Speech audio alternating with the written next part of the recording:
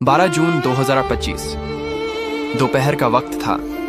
अहमदाबाद का मौसम साफ था, सूरज बिल्कुल सिर के ऊपर और एयर इंडिया की फ्लाइट AI-171 अपनी तय उड़ान के लिए रनवे पर तैयार थी। ये वही ड्रीम लाइनर था जिसे लोग सबसे सुरक्षित कहते थे, लेकिन किस्मत जब करवट बदलती है तो टेक्नोलॉजी भी कांप उठती है।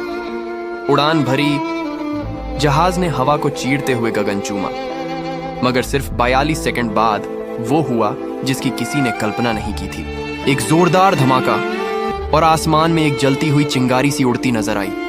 लोगों ने नीचे से देखा, एक बड़ा विमान आग में लिपटा, धुएं में घिरा, चीखते हुए जमीन की तरफ गिर रहा था। 625 फीट की ऊंचाई पर उड़ता जहाज अब तेजी से गिर रहा था, एक आवासीय कॉलोनी की तरफ। वो कोई आम क्रैश नहीं था, वो जैसे मौत का ऐलान था।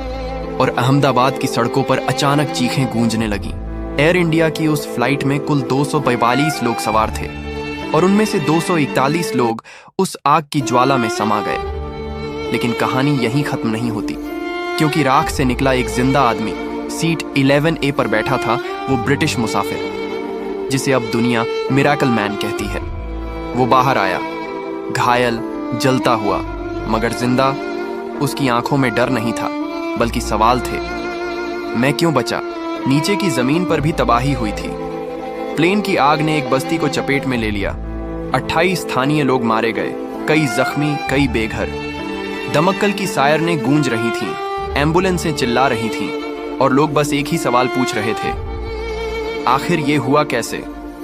DGCA, बोइंग और एयर इंडिया की जांच टीमें मौके पर पहुंच चुकी थीं। ब्लैक बॉक्स की तलाश जारी थी। मीडिया हेडलाइन बना रहा था, ड्रीम लाइनर का सबसे काला दिन। यह पहला मौका था जब बोइंग 787 ड्रीम लाइनर का कोई क्रैश इतना जानलेवा साबित हुआ। अस्पतालों में घायल मुसाफिरों का इलाज चल रहा था, ट्रॉमा सेंटर भरे हुए थे, और हर अस्पताल के बाहर रोते बिलखते परिवार किसी चमत्कार की उम्मीद में बैठे थे। इस बीच देश के कोने कोने से संवेदनाएं आ रही थीं। बॉलीवुड के सितारों ने ट्वीट कर शोक जताया, नेताओं ने जांच का भरोसा दिया।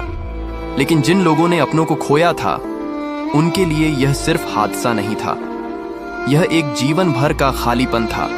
और अब भी अहमदाबाद के आसमान में कहीं न कहीं वो धुएं की हल्की सी परत बाकी है। वो याद दिलाती है कि उड्डान कभी कभी गिरावट में बदल जाती है और जिंदगी एक सेकंड में राख हो सकती है।